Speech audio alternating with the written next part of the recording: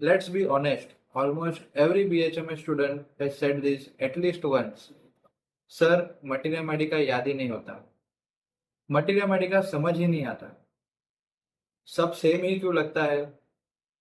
तो मैंने सोचा कि क्यों ना इस पे एक वीडियो बनाया जाए सो दैट जो प्रॉब्लम्स मैंने फेस की थी वो आप लोग ना करो। So coming to the video, the biggest mistake student make is trying to memorize remedies line by line. And Materia Medica is not meant to be memorized like a history book. It is meant to be understood. And in this video, I will show you exactly how I recommend studying Materia Medica from first year students to interns and even beginner practitioners. So if you are a BHMS and feel overwhelmed by hundreds of remedy, this video is for you. And I'm sure by the end of this video, you will have a clear picture that saves time and helps you remember remedies much more easier. सबसे पहली और common mistake जो almost हर BHMS student करता है वो है line by line materia Medica को रखना। आप बुक खोलते हो और फर्स्ट पेज से सिम्टम्स याद रखना शुरू कर देते हो। बट टेल मी ऑनेस्टली, एक हफ्ते बाद कितना याद रहता है? Hardly few symptoms. और इसी वजह से आप लोग को मटीरिया मेडिका ऐसा लगता है कि बहुत डिफिकल्ट है, लेकिन रियलिटी में ये है कि प्रॉब्लम मटीरिया मेडिका में नहीं, आपके स्टडी मेथड में है। मटीरिया मेडिका को कभी बायोलॉजी या हिस्ट्री की तरह मत पढ़ो, इसे एक पेशेंट की स्टोरी समझ के पढ़ो। जब भी कोई नई रेमेडी पढ़ो तो सबसे पहले ये 5 क्वेश्चन खुद से याद पूछो। ये पेशेंट किस टाइप का है, मतलब पेशेंट की पर्सनैलिटी और कॉन्स्टिट्यूशनल समझो। सेकंड, इस पेशेंट की सबसे स्ट्राइकिंग या पेक्यूलर क्वालिटी क्या है जो उस रेमेडी को दूसरे रेमेडी से अलग बनाती है। थर्ड, इस रेमेडी का एक्शन सबसे ज्यादा किस सिस्टम पर है, mind, repertory, digestive system, skin, joints, etcetera etcetera. Fourth, इस पेशेंट को किस चीज से प्रॉब्लम बढ़ती है और किस चीज से रिलीफ मिलता है। These are modalities and modalities are the backbone of Bacteria medica. Fifth, अगर ये पेशेंट मेरे क्लिनिक में आ जाए तो मैं इस रेमेडी के बारे में कैसे सोच सकूं। और अगर अभी भी ये 5 पॉइंट्स नहीं समझे तो चलो इसको एक एग्जांपल की तरह समझते हैं।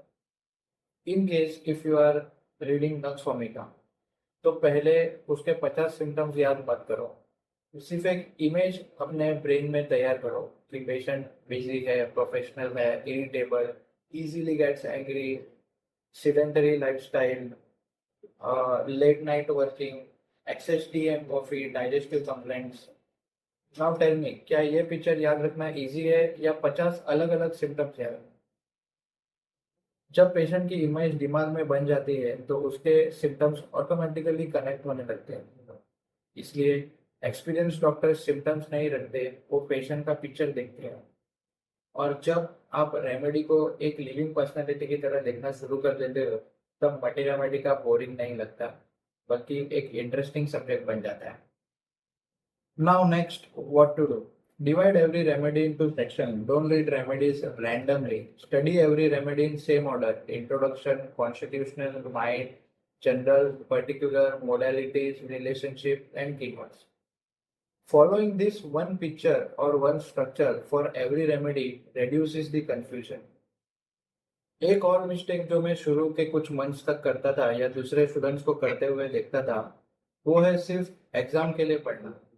अगर आप सिर्फ यूनिवर्सिटी एग्जाम के लिए मटीरिया मेडिका पढ़ोगे तो इंटर्नशिप के बाद बहुत कुछ दोबारा शुरू करना पड़ेगा।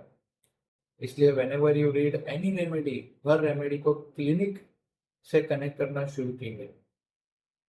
मैं जब भी कोई नई रेमेडी पढ़ता था, मैं खुद से सिर्फ एक क्वेश्चन पूछता था, अगर ये पेशेंट आज मेरे क्लिनिक में आए तो क्या मेन है जो इस रेमेडी के बारे में मैं सोच पाऊंगा। For example, patient comes with cough.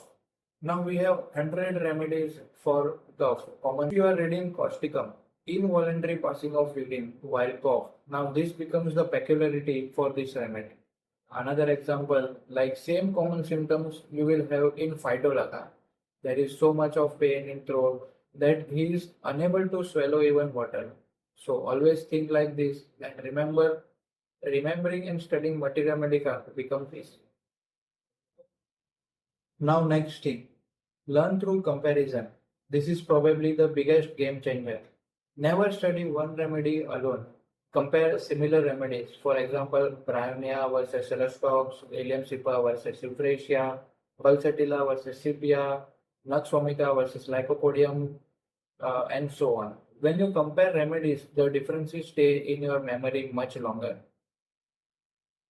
अब एक और मिस्टेक जो कॉमनली स्टूडेंट्स करते हैं वो है जो बुक मेरे बाजू में बैठा हुआ दोस्त पढ़ रहा है मैं भी उसी में से पढ़ता हूँ।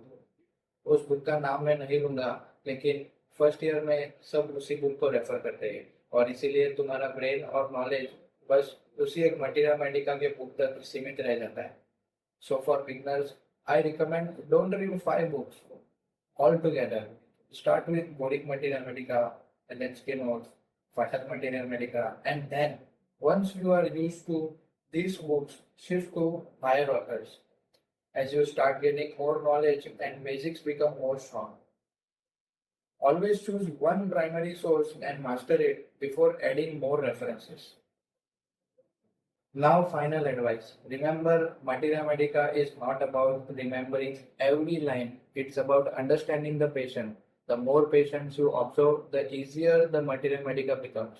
So, don't chase memory, build understanding. Video helped you, share it with your BHMS batchmates because every student struggles with Materia Medica at some point. Subscribe for more homeopathic videos, study tips, clinical learning, repertory, and homeopathic content. I will see you in the next video.